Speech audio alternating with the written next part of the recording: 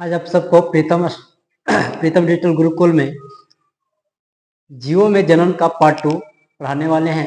हम लोग पढ़ चुके थे लैंगिक और अलैंगिक जनन तक। ठीक है, हम लोग चलते हैं आज अलैंगिक जनन के अलैंगिक जनन में कौन कौन से विधि होते हैं उसके बारे में पढ़ेंगे।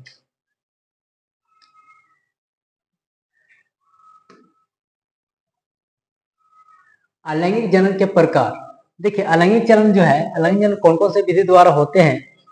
आप लोग को पता है कि अलैंगिक जनन जो होते हैं उसको में दो अलैंगिक जनन जो होते हैं उसको में सिंगल एक जनक जो होता है से भाग लेता है। तो इसको में देखिए कि अलैंगिक जनन में एक विधि है द्विखंडन विधि।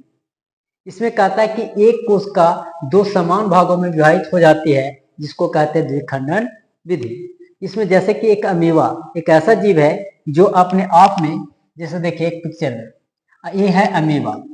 अब ये जो है इसे अपने भाग से एक दूसरा भाग को तोड़ता है और एक दूसरा भाग लंबा बनाता है, इसको डिवाइड होकर के एक और नए नए भागों में विभक्त हो जाता है। इससे एक नए जीव का निर्माण हो जाता है, एक नया अमीबा तैयार हो जाता है।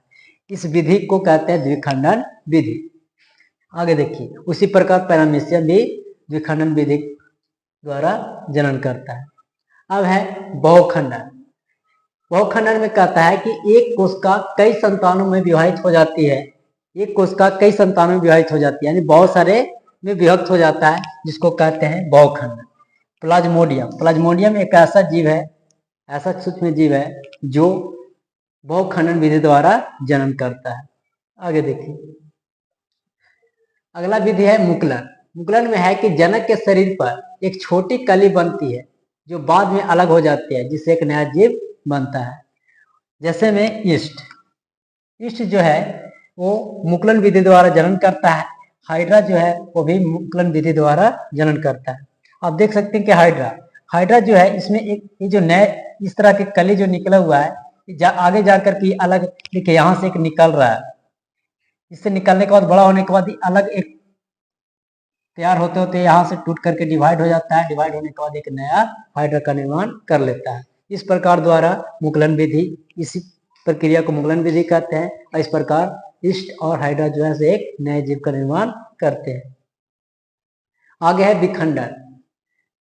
विखंडन में होता है कि शरीर के टुकड़ों से नया जीव बनता है, उसको विखंडन कहेंगे। शरीर के टुकड़ों से, जैसे कि एग्जाम्पल में है स्पाइरोगैरा। आप देख रहे हैं ये ऐसा रहता है स्पाइरोगैरा। ठीक है, इससे इसके भाग जो है, इस वाला भाग जो है आपस में टूट टूट करके एक नए जीव का निर्माण कर लेते हैं। ठीक है, ये होता है स्पाइरोगैरा। ये कौन सा विधि फॉलो करता है? ये जो है विखंडन विधि द्वारा अपना जन्म क्रिया करता है। अब है बीजाणु निर्माण।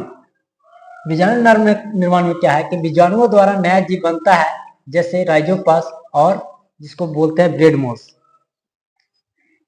बीजाणु निर्माण जो है इस विधि में क्या होता है कि आप देखे होंगे, पाव रोटी देखे होंगे। पाव रोटी पर जो है कोई देर के लिए छोड़ दीजिएगा, उसको एक दिन के लिए छोड़ दीजिएगा खुला क्षेत्र में, उस पर जो है देखिए इस तरह का धब्बा जो है बन जाता है।